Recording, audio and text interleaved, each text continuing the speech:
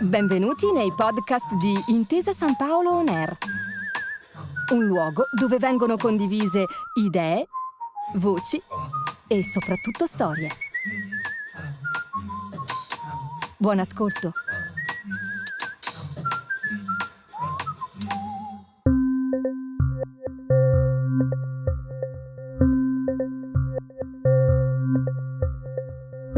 (85.258 abitanti).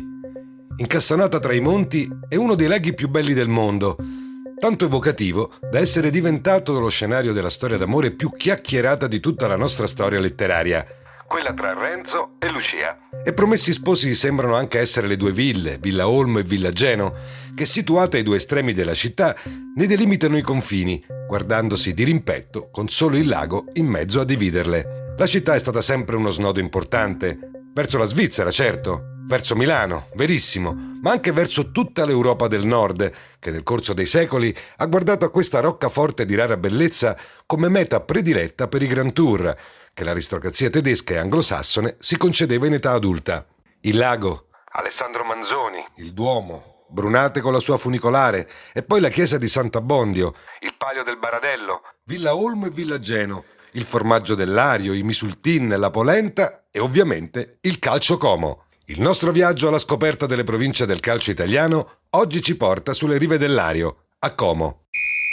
Questo è Tutto il calcio, provincia per provincia, uno straordinario affresco della nostra memoria sportiva. Un mosaico dove pezzo dopo pezzo andremo a ricostruire la geografia calcistica d'Italia, alla riscoperta delle nostre unicità locali. Tutto il mondo è paese, e allora tutto il nostro, di paese, diventa provincia. Per sottolineare ancora una volta il senso di appartenenza unico che solo alle nostre latitudini, grazie al calcio, alla cultura e alla gastronomia, diventa anche un lascito culturale. Da nord a sud, dal mare alla campagna, dalle Alpi alle isole, tra le centinaia di modi in cui è possibile raccontare l'Italia, abbiamo scelto questo. Fatto di pallone, fatto di passione e fatto di ricordi. Lo stadio Giuseppe Sinigaglia è lì dal 1927 e i ragazzi del Como, a prescindere dalla categoria, ci giocano da allora. 100 anni di storia si fanno sentire, è naturale. La capienza, poco più di 13.000 spettatori, non è tra le più adatte al calcio di altissimo livello e il peso degli anni si riflette sotto forma di rughe sul volto di una grande costruzione storica. Eppure lì capiamo, i calciatori a queste latitudini, perché la bellezza del Sinigaglia è davvero da perdere il fiato e gran parte della propria unicità la deve alla sua particolarissima ubicazione. Giovanni Greppi, il genio artistico dietro la sua costruzione, era uno di quegli architetti che non rinuncia mai a portare ovunque un po' di grandezza e di geometria, costi quel che costi.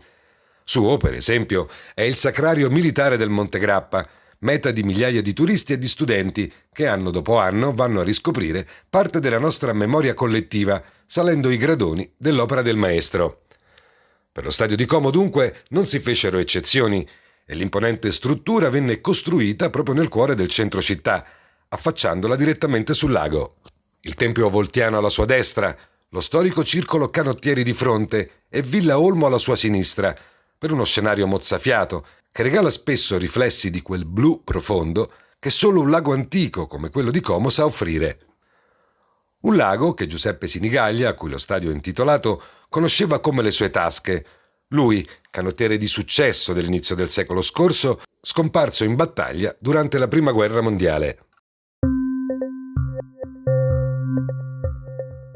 Lo stadio e il suo rapporto di stretta dipendenza con il lago diventa quasi una sineddoche, una parte per descrivere il tutto, perché ogni cosa nella città di Como, dal calcio all'architettura, dal cibo alle celebrazioni, nasce e muore dentro le onde del Lario. Il centro storico di questo antico avamposto romano è bardato tutto intorno da grosse mura protettive, spesse e immarcescibili, impreziosite da alcune torri di guardia che sono delle vere e proprie porte di accesso alla città. Mura e porte costruite con il sostegno di Federico Barbarossa, imperatore del Sacro Romano Impero, con il quale la città si alleò per sfuggire alla Lega Lombarda e al dominio di Milano.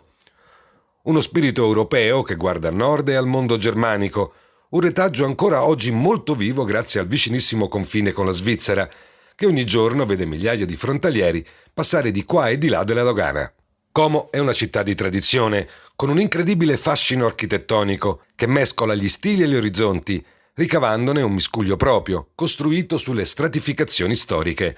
Piazza del Duomo e il Duomo, per esempio, sono il fiore all'occhiello della versione lombarda dell'architettura gotica, con spazi enormi e navate vuote e imponenti in cui risuona sempre un'acustica perfetta. La straordinaria Villa Olmo, raggiungibile comodamente in passeggiata, è invece una prodezza di geometri e di linee, propria del neoclassico settecentesco. Ancora, Piazza Cavour è come un naturale attracco, come la foce di un fiume che, attraversato il centro città, si getta nel lago, proprio nel punto più centrale scenografico in assoluto. Una piazza aperta in riva al lago e che spesso nel corso della storia, da quello stesso lago, è stata sommersa ed allagata.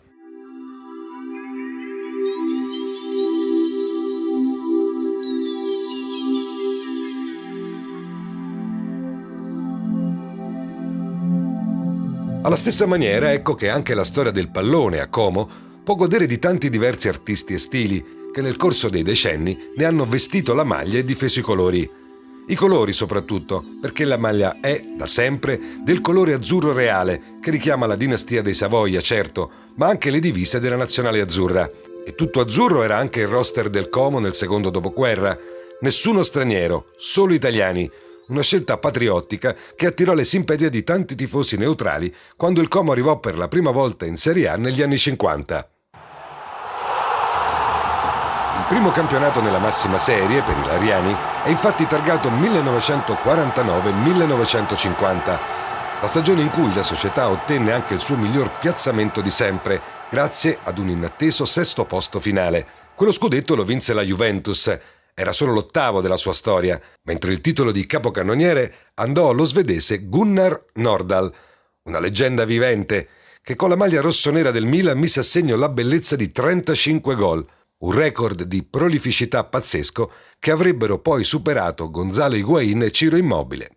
Il Como si presentò al grande calcio con vigore, stampando subito una stagione irripetibile, piena di scalpi eccellenti, con il Sinigaglia sempre pieno e con una coppia di attaccanti di tutto rispetto, formata da Vittorio Ghiandi, nato e morto a Genova, ma con un pezzo di cuore lasciato in riva al lago, e da János Javko, cecoslovacco, l'unico straniero in rosa, che giocò soltanto 5 partite e che il pubblico ribattezzò Giovanni, pur di non perdere il grande senso patriottico del calcio a Como. Basti pensare che sugli spalti il coro preferito dei tifosi del Como è sempre stato Italia, Italia. I lariani non bissarono più quello straordinario sesto posto e di lì a breve tornarono nel purgatorio delle leghe minori, a battagliare con tante altre realtà di provincia per tornare a godere di un posto al sole. Per il secondo ritorno in Serie A si dovettero attendere più di 20 anni, l'avvento in panchina di Giuseppe Marchioro. La squadra che riconquistò la massima serie era davvero un ritratto di grandi eroi provinciali, condita anche da qualche briciolo di nobiltà calcistica.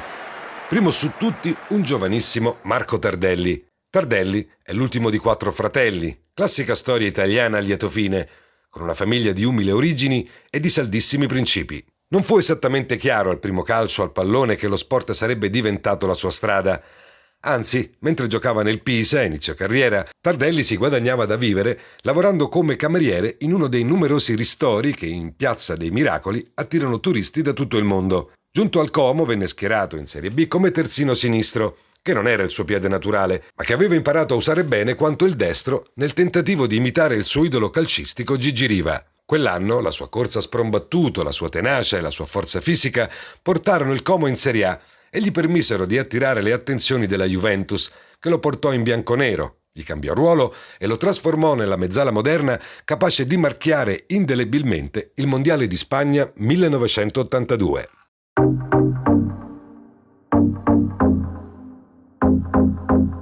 In quel Como brillava anche il talento pazzo di Antonio Rigamonti, di professione portiere, che scendeva sempre in campo sfoggiando una folta capigliatura hippie e dei grossi baffoni a manubrio. Oltre che con le mani, il buon Rigamonti ci sapeva fare anche con i piedi ed infatti finì con l'essere il rigorista designato della squadra. Il ritorno in Serie A non durò a lungo e anzi una doppia retrocessione costrinse i comaschi a fare i conti con le paludi della Serie C, ma il Sinigaglia non aveva ancora finito di far parlare di sé. A cavallo degli anni 2000, infatti, potremmo dire in onore di Alessandro Volta, che il Como visse un'altra scarica di elettricità calcistica, portando di nuovo in alto i decibel dentro lo stadio. Sotto la presidenza di Enrico Preziosi, mago del calciomercato e mecenate provinciale di grande talento, la squadra riuscì a fare il doppio salto di categoria, dalla Serie C alla Serie A, in entrambi i casi, tra l'altro, a braccetto con il Modena.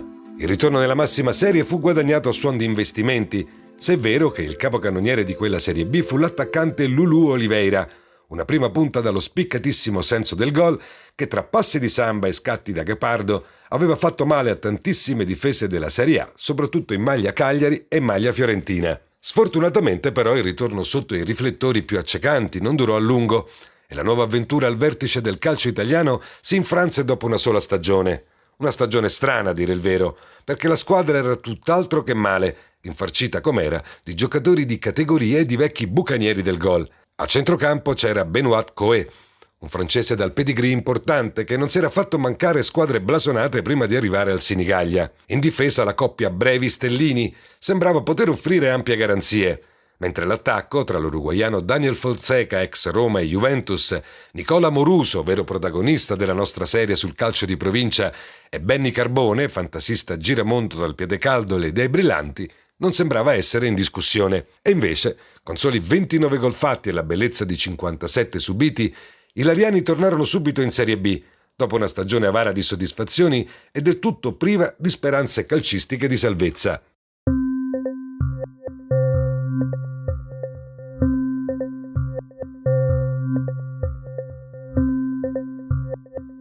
Qua e là però, la bellezza ci fu anche in quella sventurata stagione. Qualche gemma, piccola, ma indimenticabile, dentro ad una stagione che sarebbe meglio dimenticare, come il pareggio strappato al Dele Alpi di Torino contro la Juventus campione d'Italia, in procinto tra l'altro di ripetersi, come il 5-1 casalingo contro il Bologna, o come l'incredibile 2-0 alla Roma stellare di Totti, in un gelido 25 gennaio. Perché di tante cose belle di grandi campioni, spesso, quello che resta impresso di più è il piccolo dettaglio, la pepita nascosta tra le pieghe di una narrativa complessa.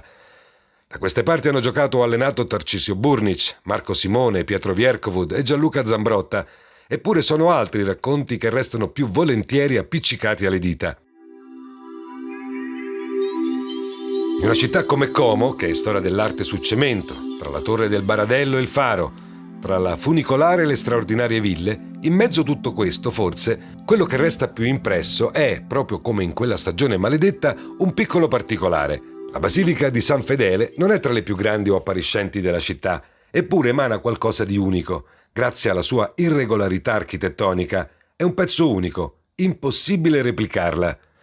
È un miscuglio di pezzi d'arte, con un pezzetto che ha più di 800 anni e il campanile che è stato rifatto nel Novecento per via di un pericoloso cedimento strutturale. Eppure sembra incarnare lo spirito dei comaschi, che di storie ne hanno viste a migliaia. È cittadina, nel cuore stesso del centro, è piccola e rimaneggiata, ma ha un fascino particolare e antico, che sembra emergere dal fondo di uno dei laghi più descritti, visitati e amati del mondo intero. Questo è tutto il calcio provincia per provincia, il nostro viaggio sulla DeLorean per le strade calcistiche d'Italia. Nessuna autostrada e niente pedaggi, solo ed esclusivamente strade provinciali. Alla prossima! Grazie per aver ascoltato i podcast di Intesa San Paolo On Air. Al prossimo episodio.